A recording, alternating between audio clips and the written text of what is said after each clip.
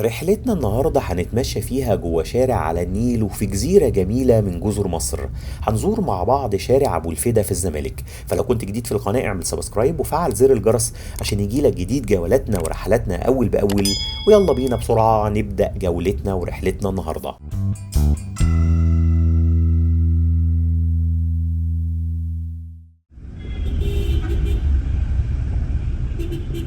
هنبدأ رحلتنا واللي هتكون في شارع أبو الفدا من هنا من شارع البرازيل بعد ما سيبنا على طول شارع 26 يوليو ورايحين في اتجاه شارع محمد مظهر، ومنه هنوصل لشارع أبو الفدا واللي هنزور معاه عدد من الشوارع الفرعية جوه جزيرة الزمالك اللي احنا فيها. شارع البرازيل اللي احنا فيه يعتبر امتداد لشارع حسن صبري الشهير، وزي ما حضراتكم شايفين شارع حيوي جدا ومليان محلات ومطاعم، وهو مع شارع 26 يوليو من الشوارع الخدمية المهمة في حي الزمالك الراقي والرائع والعريق. زي ما حضراتكم هتشوفوا على شمالنا دلوقتي شارع اسماعيل باشا محمد واللي ليه قصر هنا في الزمالك. احنا كده داخلين على شارع محمد مظهر، واللي بنشوف في بدايته مباشرة على شمالنا اهو محطة مترو الانفاق الجديدة واللي شايلة اسم صفاء حجازي المذيعة واللي كانت رئيسة اتحاد الاذاعة والتلفزيون. دخلنا كده من شارع محمد مظهر، والشارع هنا مليان سفارات ومعالم في الزمالك. محمد مظهر باشا ده كان مهندس بعته محمد علي باشا عشان يدرس في فرنسا. الراجل ده كان متميز في الرياضة والهندسة، وهو اللي كان مهندس القناطر الخيرية، ويمكن شارك في إنشائها واللي كانت معجزة هندسية في وقتها. كان على شمالنا مدرسة الزمالك الابتدائية، ولسه مكملين طريقنا في شارع محمد مظهر في طريقنا لشارع أبو الفدا مسار حلقتنا النهاردة. على شمالنا دلوقتي بقى شارع محمد مرعشلي، وهو من اشهر شوارع الزمالك، واللي لو دخلنا منه وكملنا على طول هنوصل لشارع ابو الفدا. برضو تقريبا كل المباني اللي بنعدي عليها او معظمها هي سفارات زي ما قلت لكم. القصر اللي على يميننا دلوقتي ده كان قصر الأميرة سميحة كامل بنت السلطان حسين كامل، واللي اتحول لمكتبة القاهرة الكبرى. ويمكن المكتبة دي فيها كل اللي اتكتب عن القاهرة من نشأتها الأولى، وفيها خرايط ووثائق مهمة جدا.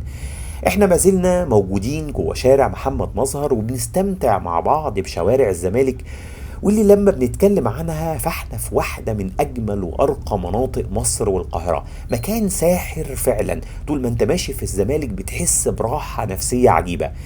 الجزء اللي شفناه ده كان عندنا او شفنا فيه فندق هيلتون الزمالك ريزيدنس، وقدامه شارع محمد انيس.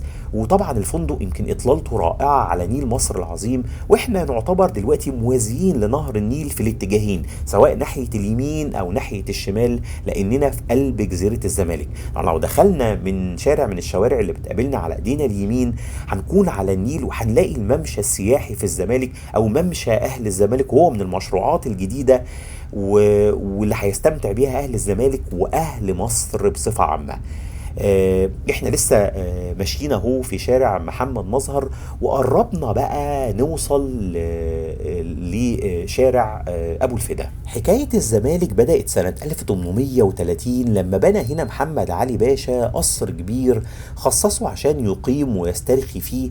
حوالين القصر ده بنى مجموعة من العشش والأكواخ الخشبية للحاشية بتوعه، ومن هنا اتسمت الجزيرة الزمالك، وهي أصلا كلمة ألبانية معناها العشش المصنوعة من الخشب أو البوص. في رواية تانية بتقول إن كلمة الزمالك جاية من زهرة الزمالك اللي كانت يعني بتنمو بشكل كبير جدا على الجزيرة اللي احنا موجودين فيها دلوقتي. عموما أيا كانت التسمية فاحنا في منطقة جميلة وراقية ورائعة جدا، وليها روح جميلة، وبيوتها وعماراتها زي ما حضراتكم شايفين من أجمل ما يمكن. وطبعا سعر متر الشقق هنا في الزمالك مرتفع بشكل كبير جدا، لأن احنا برضو موجودين جوه جزيرة وموجودين على النيل وفي حي من الأحياء الراقية في القاهرة. احنا بالفعل بقى سيبنا شارع محمد مظهر وداخلين اهو بقى في شارع ابو الفدا، وبقينا موجودين على النيل، ونيل مصر العظيم هو اللي موجود على يمنا. وهنتمشى في شارع من شوارع الزمالك المشهورة والحيوية، واللي مليانة كافيهات ومطاعم على النيل مباشرة. وفي الشارع هنا نوادي للمهندسين والضباط والقضاة. احنا على شمالنا دلوقتي في كلية من الكليات كمان، كلية التجارة ونظم المعلومات التابعة لجامعة حلوان، واللي موجودة هنا في الشارع. واحنا لسه بنلف وبندور ونتفسح في الزمالك، عايزين نقول ان ابو الفدا اللي متسمي على اسمه الشارع هنا كان ملك منطقة حماة في سوريا، وكان اسمه إسماعيل ابن علي ابن محمود ابن أيوب.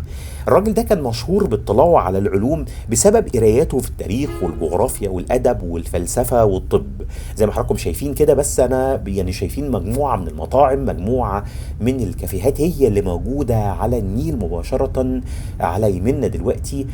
ويمكن الشارع ابو الفدا من الشوارع اللي تحب ان انت تتمشى فيه في الزمالك، شارع جميل جدا ورائع ومليان زي ما حضراتكم شايفين بالشجر، يعني حاجة من الحاجات الجميلة. ولو تعبت وانت بتتمشى ممكن تقعد على مطعم من المطاعم اللي موجودة، او تقعد على كافيه تشرب حاجة او تاكل حاجة. احنا موجودين لسه في شارع ابو الفدا، وعايز اقول لكم ان المماليك فشلوا ان هم يسيطروا على حماة في سوريا بسبب ابو الفدا اللي متسمي على اسمه الشارع هنا. يمكن اسمه موجود على في عدد كبير من الدول، وده بسبب كتاباته اللي يعني يمكن اترجم جزء كبير منها في الغرب. الغريبة بقى ان اسمه كمان اتسمى بيه جبل من جبال القمر، لان ليه كتاب وصف فيه الجبل ده بكل دقة. احنا لسه بنتمشى في شارع ابو الفدا وموجودين جوه جزيرة الزمالك.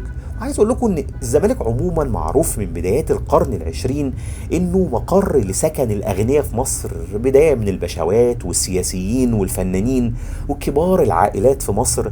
وده طبعا عشان موقع الجزيرة مميز جدا، وانها على النيل، وقربها كمان من اهم مناطق القاهرة. احنا قريبين من المهندسين والدقي والعجوزة ووسط البلد، وبتوصل للزمالك بسهولة جدا عن طريق عدد من الكباري، كوبري 6 اكتوبر وكوبري 15 مايو وكوبري قصر النيل وكوبري الجلاء. يعني بتوصل بسهولة جدا لحي الزمالك الجميل والعريق. شارع ابو الفدا هتلاقيه في معظم اوقات اليوم زحمة بشكل كبير، وهتتعب في الركنة فيه، وده بسبب النوادي والمطاعم اللي اتكلمنا عنهم.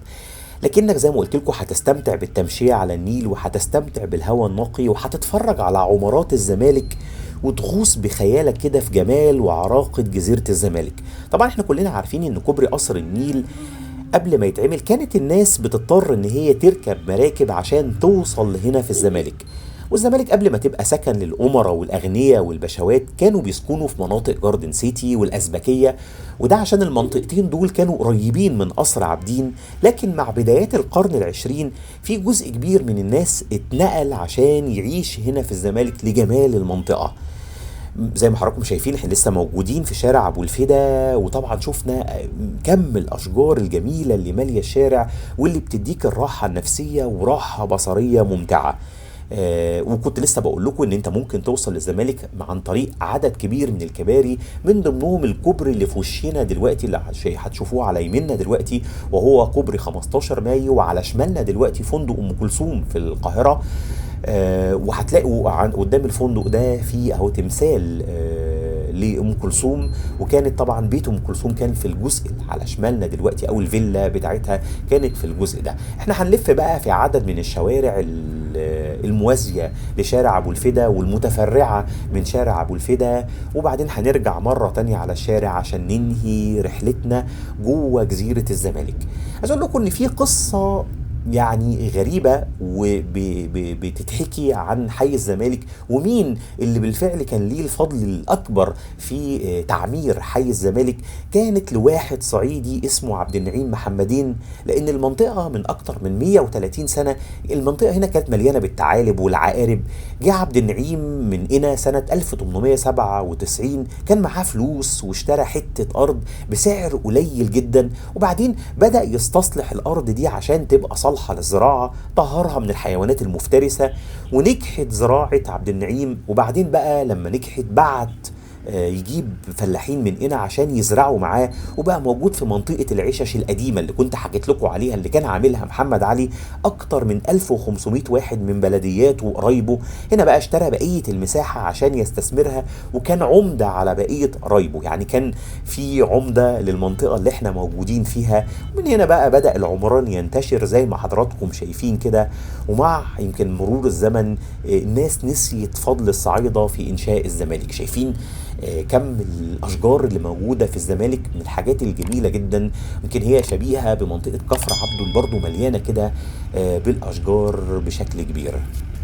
عايز اقول لكم ان الزمالك كان وما زال حي الصفوة، لكن يمكن مفهوم الصفوة هو اللي اتغير مع مرور الزمن.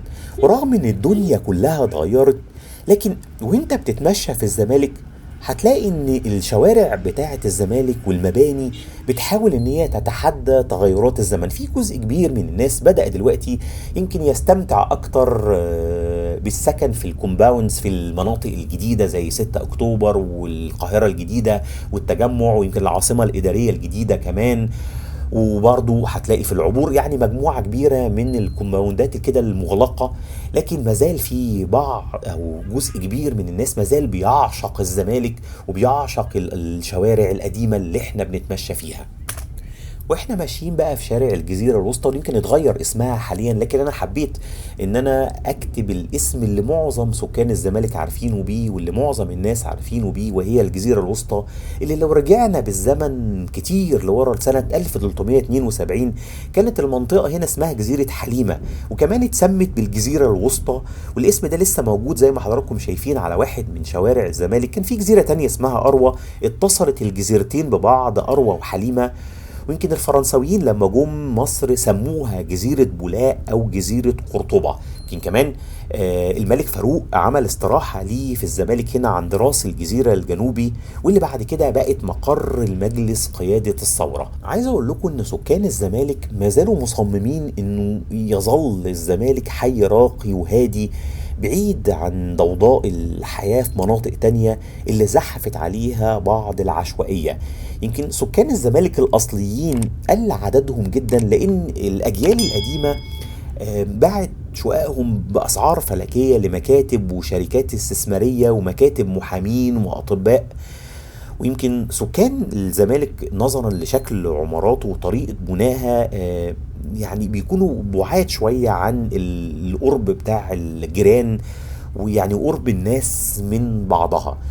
زي ما حضراتكم شايفين الزمالك ما بقتش جزيرة في النيل معزولة عن مصر كلها زي زمان، لأنه مع مرور الزمن والوقت وتطور الهندسة والتخطيط العمراني اتحولت لجزيرة موصولة بأحياء مصر. يعني انت وانت رايح الزمالك مستحيل تحس ان هي منفصلة عن مصر، هي جزء او منفصلة عن اجزاء تانية من القاهرة. هي جزء بالفعل من القاهرة وموجود فيها يعني يعتبر حي سكني، وفيها عدد كبير من المناطق الترفيهية، وفيها عدد كبير جدا من النوادي المشهورة، ومن اشهرهم النادي الاهلي المصري المشهور جدا.